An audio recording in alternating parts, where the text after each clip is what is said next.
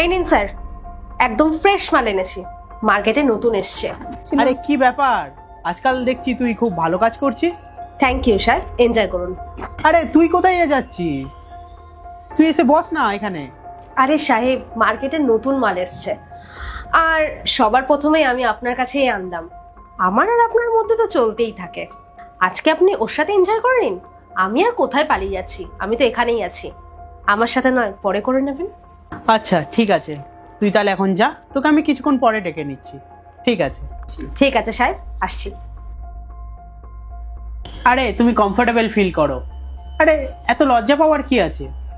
যখন তুমি এখানে কাজ করতে এসেছো, লজ্জা পাওয়ার দরকার নেই। মুখ থেকে না ওড়নাটা সরিয়ে ফেলো। আসলে সাহেব, আমার আজকে প্রথম দিন এই লাইনে, আজকেই কাজ শুরু করেছি। কিন্তু আপনাকে আমি এইটা শিওরলি বলতে পারি, আপনি রিগ্রেট করবেন না। আচ্ছা, প্রথম দিন তোমার? তাহলে তো খুবই ভালো কথা আমার জন্য। আর একটা কথা বলো, যতক্ষণ না তোমার মুখ থেকে এই ওড়নাটা সরাবে, ততক্ষণ আমাদের মধ্যে কিভাবে হবে? আরে খুলে ফেলো ওড়নাটা। আচ্ছা ঠিক আছে, আমি তোমাকে কমফোর্টেবল ফিল করছি। আচ্ছা, তোমার নাম কি? আমার নাম মুস্কান। আচ্ছা মুস্কান, নামটা তো খুবই সুন্দর। আচ্ছা বলো, কোথায় থাকো তুমি? আমি আমি কলকাতায় থাকি। আচ্ছা, তুমি কলকাতায় থাকো? তাহলে তুমি এই কাজে কিভাবে যুক্ত হলে? আসলে আমি তো গরিব ফ্যামিলির মেয়ে, জানেনই তো, টাকা পয়সার খুব অভাব। টাকা পয়সার জন্য এই লাইনে এসেছি। আসলে আজকে তো প্রথম দিন, আমি তো সেভাবে কিছুই জানি না, কিছু বুঝিও না। কিন্তু আপনাকে দেখে মনে হচ্ছে আপনার অনেক এক্সপিরিয়েন্স আছে, আপনি অনেক কিছু জানেন, তাই না? হ্যাঁ, এক্সপিরিয়েন্স তো আমার অনেক আছে।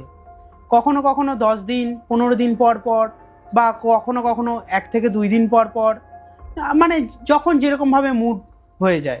আমি না এইরকমভাবে সবসময় মেয়েদেরকে ডাকতেই থাকি। আচ্ছা, তুমি ওই মেয়েটাকেই দেখে নাও না, যে মেয়েটা কিছুক্ষণ আগে এসেছিল। ওই মেয়েটাকে না আমি 1.5 বছর আগে পেয়েছিলাম। তারপরে দুজনের মধ্যে এত প্রেম হয়ে যায়, এত বন্ডিং হয়ে যায় না।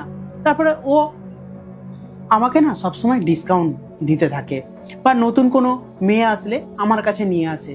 এই যেমন ধরো, তুমি আজকের নতুন এসেছো, ও তোমাকে আমার কাছে যেরকম পাঠিয়ে দিয়েছে। আর তোমার তো প্রথম দিন, তুমি কোনো এই বিষয় নিয়ে টেনশন করো না। তুমি একটু কমফোর্টেবল হয়ে যাও, আর একটু ফ্রেন্ডলি হয়ে যাও, দেখবে তারপরে খুব মজা আসবে এই কাজে। আচ্ছা, এরকম হলে তো আপনি তার মানে অনেক মেয়ের সাথেই ফিজিক্যাল হয়েছেন, তাই তো? হ্যাঁ, তা তো হবেই। দেখো, পার্ট 2 দেখতে সাবস্ক্রাইব করুন SJ সোনি ব্লগ 2M।